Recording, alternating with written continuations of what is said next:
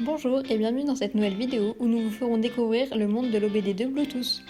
Il existe plusieurs types d'interfaces OBD2 pour scanner votre voiture.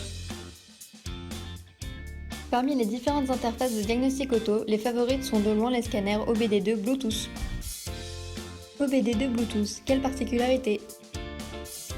Les interfaces de diagnostic OBD2 Bluetooth possèdent des composants qui remplacent la connexion filaire. Ces produits sont équipés de modules Bluetooth qui fonctionnent selon différents modes. Ces différents modes ne sont pas tous compatibles avec tous les systèmes d'exploitation.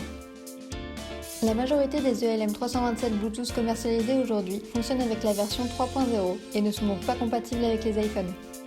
Pourquoi acheter un scanner OBD2 Bluetooth? Il existe des lecteurs USB, Wi-Fi ou Bluetooth. Si vous voulez pouvoir faire un diag de votre véhicule avec votre smartphone, il est obligatoire d'avoir une connexion sans fil. Il ne reste donc que le Bluetooth ou le Wi-Fi. La connexion Bluetooth est souvent plus fiable et ne nécessite pas d'avoir accès au module Wi-Fi de votre téléphone. Faire un diagnostic moteur et lire les codes défauts.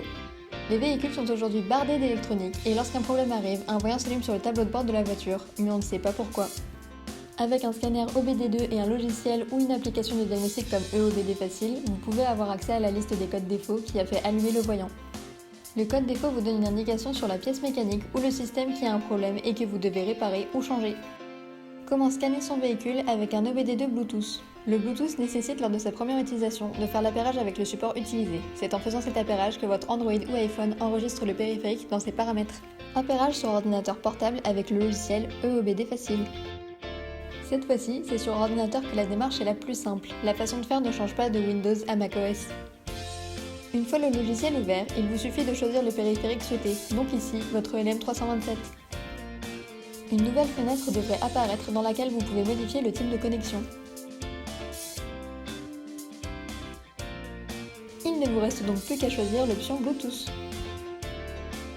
A noter que la plupart des lecteurs OBD et des logiciels de diagnostic sont aujourd'hui au format OBD de Bluetooth. La connexion entre votre outil et le logiciel sera donc automatique et ne demandera aucune intervention de votre part. Appairage sur smartphone, Android et iPhone. Avant toute chose, branchez votre boîtier OBD2 sur la prise OBD de votre voiture. Sur Android avec l'appli EOBD Facile. Sous Android, vous devrez vous diriger vers les paramètres de votre téléphone. Dans l'onglet Bluetooth, vous devriez apercevoir toutes les interfaces utilisant le Bluetooth autour de vous. Parmi ces périphériques, vous trouvez votre ELM327.